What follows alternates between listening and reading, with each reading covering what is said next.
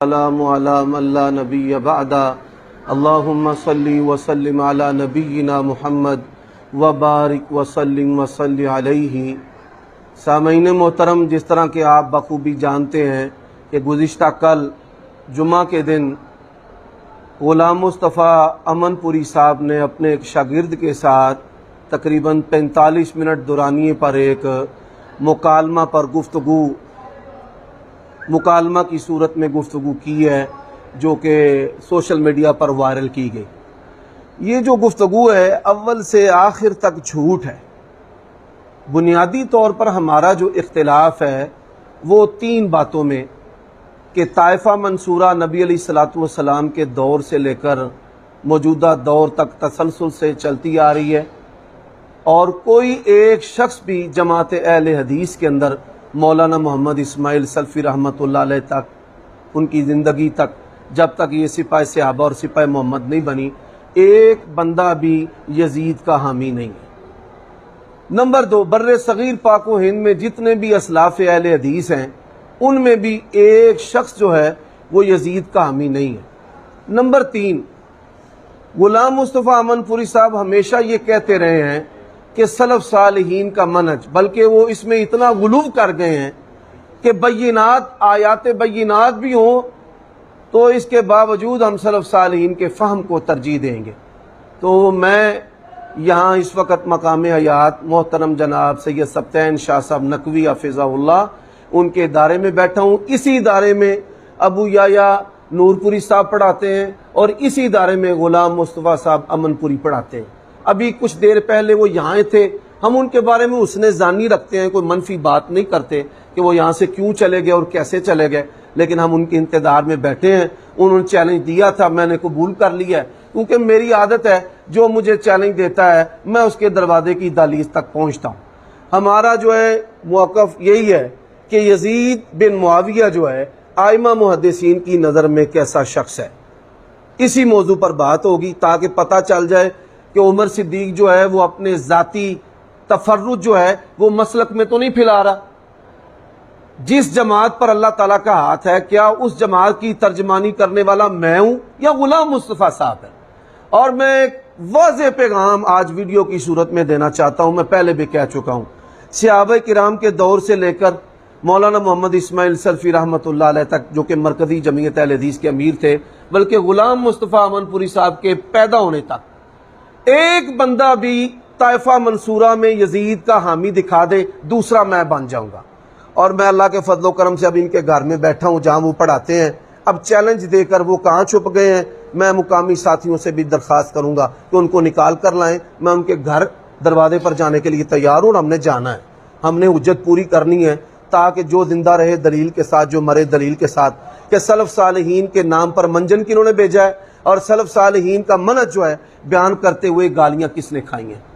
ان ظالموں نے جتنے یہ دجال مولوی ہیں، جھوٹے نہیں، دجال مولوی ہیں، ایک بات کے اندر 4 جھوٹ ان کی ایک بات کے اندر ہوتے ہیں، اور یہ اپنے شخصیت، شکل و صورت اور سٹیٹس سے لوگوں کو گمراہ کرنا چاہتے ہیں۔ تو پتہ چل جائے گا منہج محدثین کا علمبردار عمر صدیق ہے یا غلام مصطفیٰ ہے۔ یہ گو پنجابی دے وچ آندے نے اے گو تے اے گو دا میدان، بس یہی بات ہے۔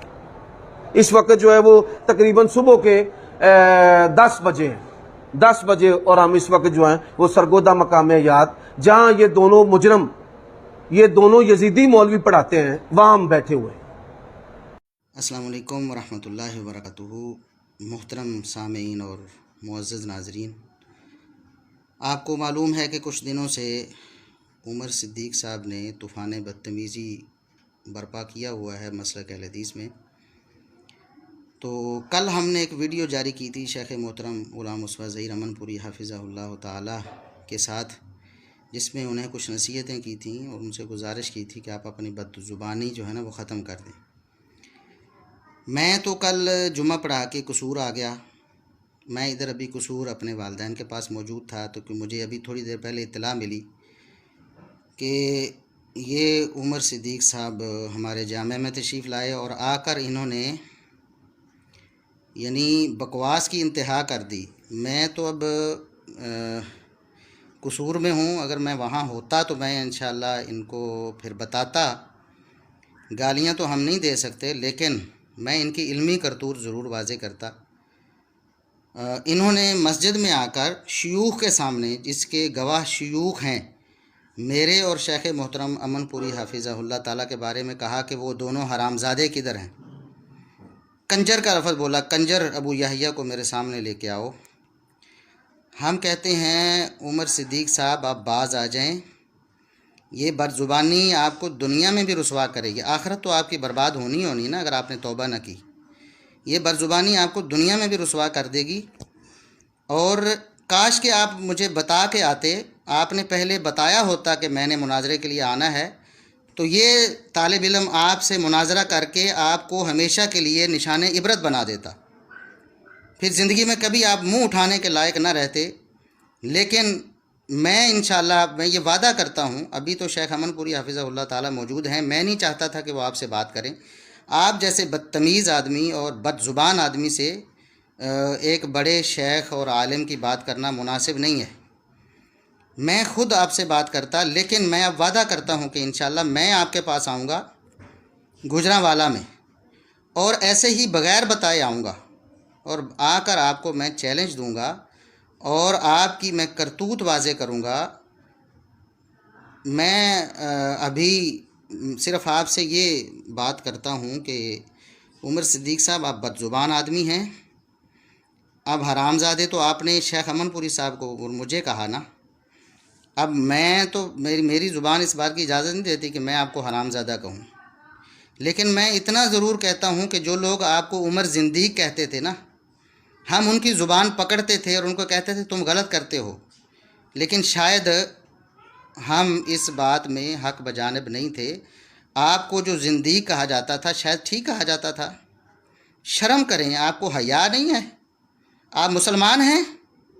کیا مسلمان ایسے ہوتے ہیں؟ میں آپ کو کہتا ہوں کہ آپ نے علماء اہل حدیث کو ناسبی کہا، جس کی بنیاد پر ہم نے ویڈیو بنائی.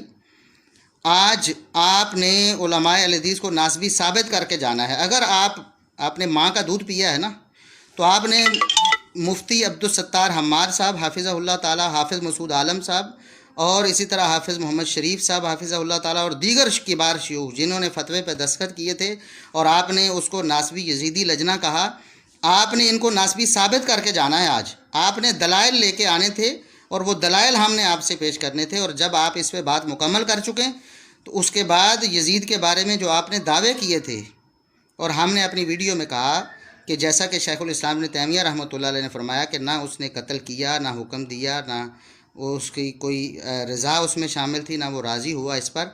آپ نے اس پر ایک صحیح سند لے کے آنی تھی، جیسا کہ ہم نے آپ کو وہاں چیلنج دیا تھا.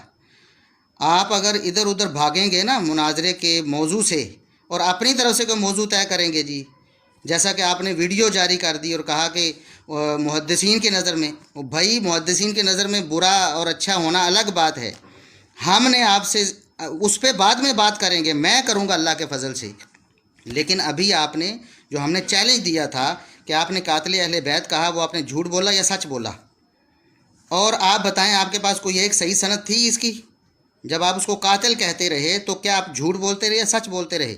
آپ نے اس پر ایک صحیح سند لے کر آنی تھی، اور سند آپ کا میدان ہی نہیں ہے. اور اللہ کے فضل و کرم سے میں اس بات کو پروف کروں گا، اللہ کے فضل و کرم سے. آپ وہ دن بس انتظار کریں اس کا. میں آپ کی طرح بدتمیز نہیں، میرا ارادہ یہ تھا کہ میں آپ کے گھر کے سامنے جا کے ہلڑ بازی کرتا، لوگوں کو بتاتا کہ یہ بدتمیز آدمی جس نے ہمیں جا کے حرامزادے کہا اور کنجر کہا. لیکن میں اب کہتا ہوں کہ میں گجرانوالہ میں ہی آؤں گا، وہاں پر کسی تیسری جگہ پر آ کر میں آپ کو ایسی جگہ جہاں آپ بھی جا سکتے ہوں گے، میں بھی جا سکتا ہوں گا، جامع محمدیہ میں آ جاؤں گا، یا میں کسی اور جگہ انشاءاللہ اس کا بھی فیصلہ کر لیں گے. ایسی جگہ جو آپ کو بھی قابل قبول ہو، وہاں آپ کا جانا وہاں بہانہ نہ کر سکیں. وہاں میں جاؤں گا اور جا کر آپ کو چیلنج کروں گا، اور آپ کو آپ کی طرح گالیاں نہیں دوں گا. یہ آپ کی تربیت میں جو کمی رہ گی نا، آپ کے والدین کی طرف سے، اللہ انہیں معاف فرمائے. اور ہو سکتا ہے کہ آپ والدین نے کوشش کی ہو، لیکن نوح علیہ السلام کے بیٹے کی طرح آپ یعنی ان کی تربیت سے بھی باغی ہو گئے ہوں، اور باہر سے کوئی اثر آپ نے قبول کر لیا ہے. یہ آپ کی بد زبانی میں انشاءاللہ آپ کو آ کر گجرانوالہ میں آ کر ادھر آپ کو چیلنج کر کے آپ کو بلا کر آپ کو انشاءاللہ وہ ذلت اور رسوائی دوں گا کہ آپ قیامت تک یاد رکھیں گے۔